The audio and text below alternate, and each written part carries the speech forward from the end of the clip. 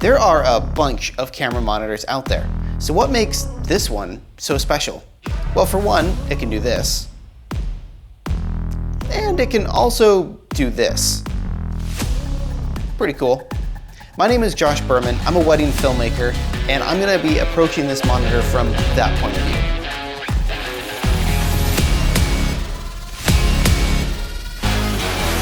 Quick disclaimer, Osee did send me this monitor and I do get to keep it after the video is done, but they did not pay me in any other way. They don't get to see this video before it goes live, and they don't have any control over what I'm saying. This is not gonna be like a super technical review of this monitor, so let me just burn through all of the features that this thing has, just so we can get those out of the way. It's got basically all of the video assist features you could possibly want. Histogram, vector scope, focus peaking, focus assist, pinch to zoom, false color, zebras, waveform, user LUTs, anamorphic D-squeeze, grid lines, and aspect ratio guides.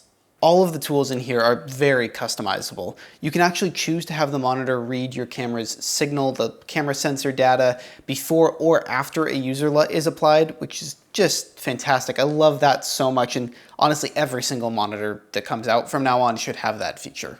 Regardless of brand, just put it in there. For inputs, it's got HDMI in and out, and it's got SDI in and out. There's also about a million ways to power this thing. You've got MPF batteries, USB-C power, D-tap into a DC port, or D-tap into an MPF dummy battery that they include in the box for you. It's wonderful. And finally, you can actually color calibrate this monitor using a color calibration device. You'll obviously need to own your own color calibration device, but they don't make you buy any special cable or anything. Using this monitor is fantastic, legitimately. And one of the things that makes it so great is just how freaking bright it is. I mean, look at this. It's crazy bright, and that is incredibly helpful when I'm outside filming in direct sunlight. Yeah, what's your brightness at? 6 still. 6. So what happens when you kick it up to 10? Whew. Oh, nice. Wow. That is really nice though, how I can see everything so clearly. Oh my word. I've got the 5-inch as well, and it's so much brighter than that. Like, there is glare on it. I can kind of see the shadow from the motor arm, but it like doesn't matter. It is definitely nice being able to go up to 10 or whatever. Yeah. Because like, oh, it's so touchy. 6, like I can see, but it is harder, especially in like the shadow areas. But then I go up to 10, and it's just, I can see everything. This thing is so bright. It just cuts right through the glare from the sun and gives you a very clear image. No glare, no contrast issues, no weird color casts. It's wonderful. I'd say the only time the sun ever actually affected me was when it was coming down right behind me and reflecting off the screen straight back into my eyes. Other than that, it was great. With the 5-inch, there was like a blue color cast that would happen, especially when the sun hit it. I'm not seeing the blue happen with this. Maybe it's just so bright it doesn't matter. I'm not sure. Interestingly, watching that footage back of myself outside with the camera, I did actually notice a blue color cast on the screen. But in person, I saw nothing. And after watching that, I went back out and retested it in direct sunlight. Still, nothing. I do not see any sort of blue color cast, blue haze, blue glare going on when I'm actually viewing the monitor. It seems to only be when I'm filming the monitor that you kind of see that blue glare on the screen. The build quality also feels quite nice with this thing. It's all plastic, so it's not like super premium or anything like that, but it feels good. It feels solid. If I dropped it, I'm not worried about it exploding into a million pieces, which is my baseline for quality. It feels good. It does tend to get hot though. It is warm. Yeah, I noticed it gets pretty warm. Yeah. It's got fans in it, but it still gets hot. Yeah. Despite having a fan built in, there's little vents up here at the top and one down at the bottom. The screen does tend to get pretty toasty, and these little metal bits on the back, like the SDI ports and the DC port for power, they get really hot. It's not something that I'm worried about, but you probably don't want to just hold your hand against the screen for a long period of time. Get a bit uncomfortable. As far as the screen goes, it's so nice. The image is gorgeous. It's very detailed, and there's no like weird color shifts or color casts happening, and it's not super crunchy or contrasty or anything like that. I feel like I'm actually seeing all the dynamic range my camera can give me. And it looks so good on there, man. Oh, it looks so nice. It makes me happy. For some reason, they've decided to put the battery release button on the left side instead of the right side. Same with the power button. It is also on the left side instead of the right side, which does not seem like a big deal, but every other monitor I have ever used has had both of those buttons on the right side. So my muscle memory is completely shot when I'm using this monitor, and it is very frustrating. I know it's so nitpicky, but every time I use the camera, I notice it. I go to turn on the camera, I'm like, oh, nope, wrong side, I gotta switch over here. Every time I go to take the battery off, I just kind of can't. I'm used to grabbing the battery here, reaching over with my middle finger, pressing the release button, and then holding with my thumb on the top of the monitor and pulling the battery out. But I can't do that with this monitor, so I have to switch hands and then do the same thing the other way around. Again, it's not that big of a deal, but I noticed it and I thought it was annoying. And the only other thing is that because it's a power button instead of power switch, it's kind of annoying to turn the thing off. And look how long it takes to just power on.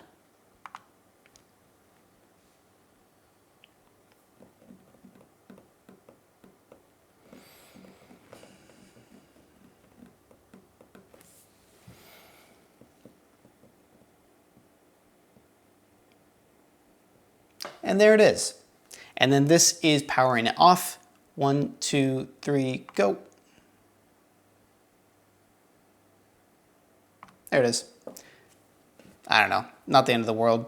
It's kind of annoying. I wish it was a switch because then I can just flick it and it turns off. Let's talk about the operating system on here, which is something that I feel really separates the higher end monitors from the more budget options. It's fine. Once you get all your settings set up the way that you want them, the operating system pretty much just gets out of your way and lets you work, which is great. I really like that. Setting it up though is kind of a pain. It's just not the most intuitive system out there. For example, to access the settings for each of these little tools, the way that you do it is by swiping up right there, and then you've got all your settings right here. Nobody tells you that though. There's no instruction booklet that says, hey, if you swipe up, you access the settings. So when I was setting this thing up, it probably took me 10 minutes of trying some stuff here, Googling some stuff, trying some more stuff here, looking through pamphlets and little booklets that came with the monitor. Eventually, I figured it out, I think randomly, just accidentally swiping up and the settings appeared. I was like, oh, okay, that's where they are. But that is very frustrating. It's just not laid out quite as clearly as I think it should be. And because there's no real documentation about like how to use every single thing, it can be kind of hard to figure it out.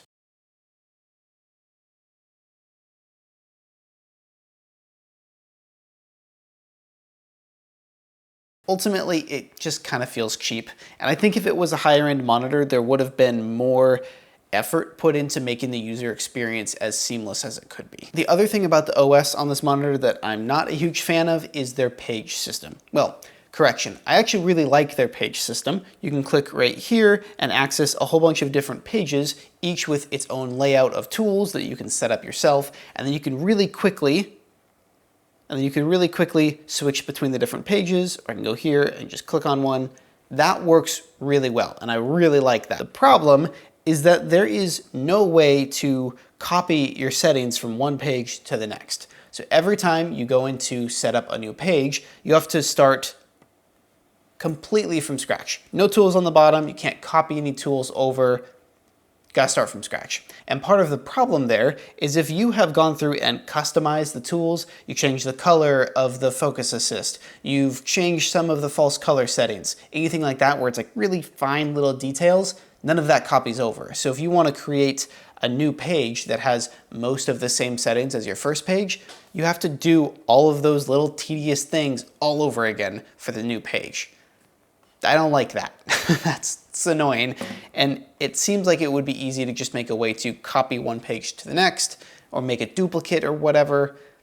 That would be great. Something Osee stuck in this monitor that I was very excited about is camera control. So just running a USB-C cable from the monitor to the camera, you allow the monitor to control a whole bunch of your camera functions like ISO, shutter speed, aperture, white balance, start and stop recording, and autofocus. It works quite well, and it is so convenient having all of those controls accessible on the monitor itself. Unfortunately, it does have some quirks.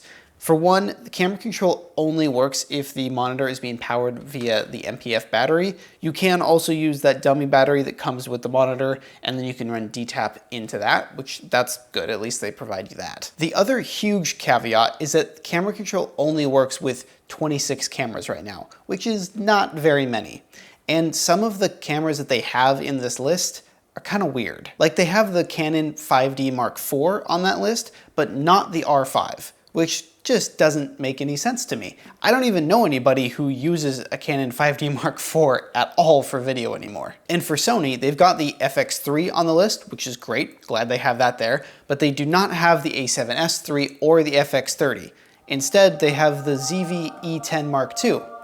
Why? What a random camera to include. And I mean, who is using that camera with a giant 7-inch monitor? What's also weird about their supported camera list is that it kind of seems to change with every single retailer. Amazon and Adorama list these cameras as the ones being supported, while B&H lists these cameras. And even Osee themselves don't really seem to know what cameras work with this monitor, because on the tech specs website page for this monitor, they list these cameras, which is the same list that B&H has on their website, but then they also have this giant graphic listed on the same website page that lists a completely different set of cameras. So after seeing all of that chaos, I just reached out to Osee directly and said, hey, what cameras work with this monitor? And they sent me a list, which was also different from everything else that was already out there. And I did ask Osee if they plan to increase that list and add more compatible cameras to what this monitor can support. And they said, yes, they do have a plan to increase that list and add more cameras. That being said, I would never buy a product just for the future promise of more firmware updates. Buy the product for what it is today and what it can do today. So if this monitor doesn't support your camera today, don't expect it to support it down the road. I've now tested this monitor with 5 different cameras: the Canon R5 Mark II, the R6, the C70, and the Nikon Z9 and Z6 Mark III. And I've now tested it with the original Nikon Z6 as well. All right, so this will be a test of if the Z6, original Z6, works with the camera control. I see this stuff, it recognizes this stuff, so I can control that. So we've got camera control, but no autofocus then. No autofocus, it's not selectable right now. Go ahead and tap that again. Yeah, grayed out for the Z6. I've got the Canon R6 here, and kind of the same thing where I've got all the camera control stuff here, which all works just fine, but touch to focus does not work. That is completely grayed out. The other camera that didn't work properly was the Z6 III. Up at the top, that little touch thing, it looks like a finger, that should be turned on. Weird, we'll have to call him about that, because that would make this like perfect. I did reach out to Osee about this issue that I was having with the Z6 III and the touch focusing not working properly, and about a week later they sent me a firmware update for the monitor. After that firmware update, touch focus works perfectly on the Z6 III, so I guess that's fixed now and it just works. Cool, I like that, and I like that I can back out and then I have all my controls here. Very cool that they got me that fixed so quickly. That being said, what the heck is going on here? Both the Z6 III and the R6 are on the compatibility list, and yet they don't work. And worth noting, the original Nikon Z6 also doesn't work correctly with camera control. But I think I kind of know what's going on here. There seems to be some cameras on this compatibility list that actually have full compatibility where you can use all of the camera control functions and the touch to focus function. And there are others that are also on the compatibility list that only do camera control but not touch to focus. However, there doesn't seem to be any documentation or anything like that that says which cameras have full control and which cameras only have camera control but no touch to focus. And while it's not exactly lying or anything, I mean, these other cameras do work with camera control, they just don't have one of the features. I still have a problem with that. Osee is advertising these cameras as having compatibility with the monitor, but they don't actually have full compatibility, and that bothers me. I really think there needs to be just a big list that lists every single camera that has compatibility, but that also separates the cameras with partial compatibility from the ones with full compatibility. If I'm going to buy this monitor, I want to know exactly how my camera is going to work with it. And it's kind of ridiculous that I have to buy the monitor to figure that out. Moving past the bad parts of the camera control stuff though, let's get on to what actually works really well, which is everything if your camera is supported. On the Canon R5 II, the Nikon Z9, and the Z6 III eventually, everything works really well. Oh, there it is. Yep, and I can see it moving around, so dang. Works with the Z9. Very cool. Let me zoom in here so we can see it a little better. Haha. Cool. This is gonna ruin me for camera monitors. That's gonna make life so much easier.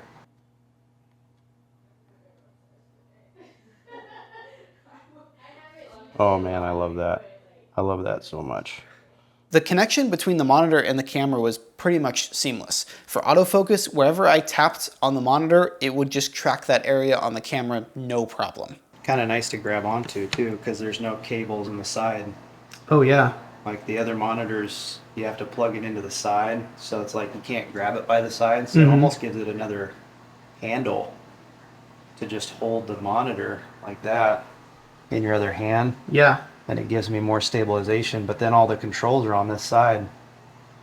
And this is so incredibly convenient for an on-camera monitor. When I'm shooting weddings handheld, my go-to camera position is to grab the camera and tuck it into my stomach or my chest.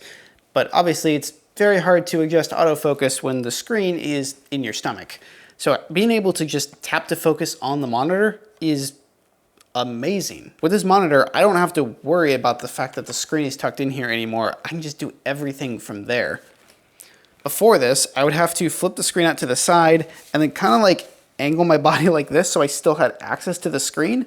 But now, just close that up. Use it like this. It's perfect. Sadly, the implementation of the touch to focus setting on the monitor is not quite as perfect as it probably could be. There are a couple of critiques that I have, although I wouldn't call either of them deal breakers. The first and probably the most problematic is that with the Z6 III, the monitor seemed to make the autofocus response a lot snappier than it would if you were just tapping on the back of the camera. I'll touch the back of the camera now, and you can see that it's a nice smooth focus pull when I touch the back of the camera. So, and then when I touch it on here, then it's real snappy. Which is not my favorite, but It's weird though, because it only does that in AFF mode. Correct. If you're in AFC mode, it doesn't do that. correct. So I'll go back to AFC mode. But then it's inconsistent as far as how many times I have to tap it. Sometimes it'll track it in one, pull it in one. Sometimes, yep, that time it was one time. Most of the time it's two times. So weird, because it doesn't do the double tap thing in AFF mode. Nope. Really weird. Yeah. It's been about 2 days since I shot the A-roll for this video, and since then, Osee has emailed me and said that there is a fix coming for the AFF snappy focus issue that's going on there, and that a firmware update should be coming soon. Oh yeah. Oh, it's so smooth now. That is beautiful. And that's on AFF? Yeah. Oh, lovely. And just one tap too, it's not doing the double Just tap. one tap. Oh my gosh. My other grievance is that the little focus tracking box does not stay active on the monitor at all times. On the back of your camera, you always see where that box is, what it's tracking, what it's focused on at the moment.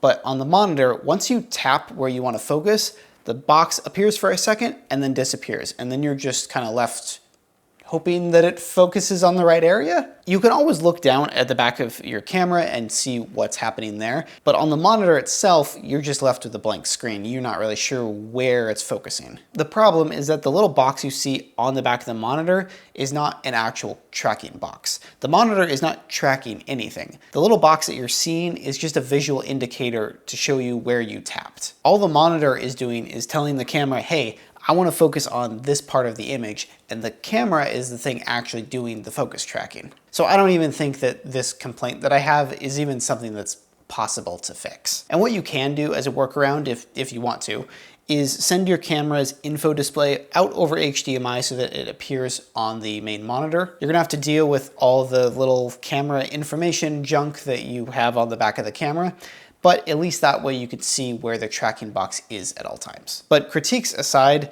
the autofocus and camera controls in the G7 Pro are really pretty nice. They're very handy, they're very convenient to have. I had a very hard time deciding if this monitor is actually worth buying. It's got a very unique set of features that honestly I don't think I've seen in any other monitor. You've got this insanely bright 3000 nit display, which is one of the brightest displays I've ever heard of for a small monitor like this. And it's just a nice looking display with really great colors. It's also got HDMI in and out and SDI in and out. I mean, having SDI alone is pretty cool, but having SDI out as well is incredible. It's also got camera control with touch to focus, something very few monitors have, albeit with the caveat of only supporting 26 monitors. I do think that this is a really good monitor. The lack of supported cameras though is pretty frustrating, and the misinformation surrounding which cameras are actually supported is legitimately concerning. Now, if you're somebody that has a supported camera, this is a very cool monitor, and I think the $500 price tag is worth it for what you're getting here. If you don't have a supported camera though, that price tag does become a little harder to swallow, but honestly, I think it's still kind of worth it. The 3000 nit brightness, the SDI, the ability to color calibrate it, the fact that it just looks really good, I don't know, I think it's worth it. If I was looking for a 7-inch monitor, this is definitely one that I would consider. Very cool. Good job, Osee. I like it. So, final thoughts. This is a very impressive monitor with some really cool features, but Osee really needs to get a handle on which cameras are actually supported by this monitor, and then they need to get that list out to all the retailers and update what's on their listings. Obviously, I wish that this thing supported 40 or 50 different camera bodies, but at a bare minimum, at least get us the correct information as to which camera bodies are supported by this thing. Okay, bye.